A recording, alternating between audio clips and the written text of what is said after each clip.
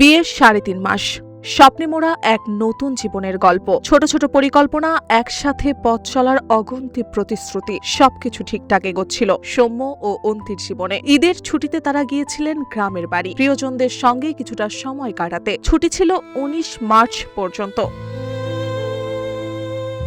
কিন্তু ২৬ মার্চ সৌম্যের এক সহকর্মীর বিয়েতে যোগ দেওয়ার কথা থাকায় তারা ঠিক করলেন নির্ধারিত সময়ের আগেই ঢাকায় ফিরে যাবেন। ২৫ মার্চ একটি সাধারণ দিনের মতোই শুরু হয়েছিল। কে জানতো এই যাত্রায় তাদের জীবনের শেষ যাত্রা হয়ে উঠবে। এক মুহূর্তে থেমে গেল সব হাসি, নিভে গেল সদ্য গড়ে ওঠা সেই ছোট্ট সুখের সংসার।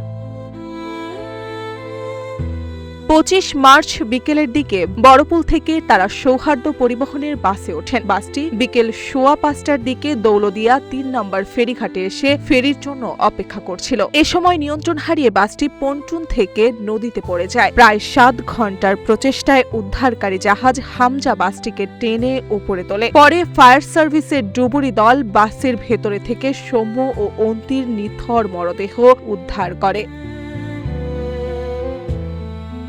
কাজী সাইফ আহমেদ সৌম্য রাজবাড়ী পৌরসভার ৫ নং ওয়ার্ড সজ্জনকাণ্ডা গ্রামের কাজী মকুলের ছেলে এবং তার স্ত্রী ডক্টর ফাতেমাতুজ জহুরা অন্তি একই এলাকার মৃত ডক্টর আব্দুল আলিমের মেয়ে। সৌম্য ঢাকার গুলশানে একটি প্রাইভেট প্রতিষ্ঠানে সিনিয়র মার্চেন্টাইজার হিসেবে কাজ করেন। অন্তি রাজশাহী মেডিকেলে ইন্টার্ন করছেন।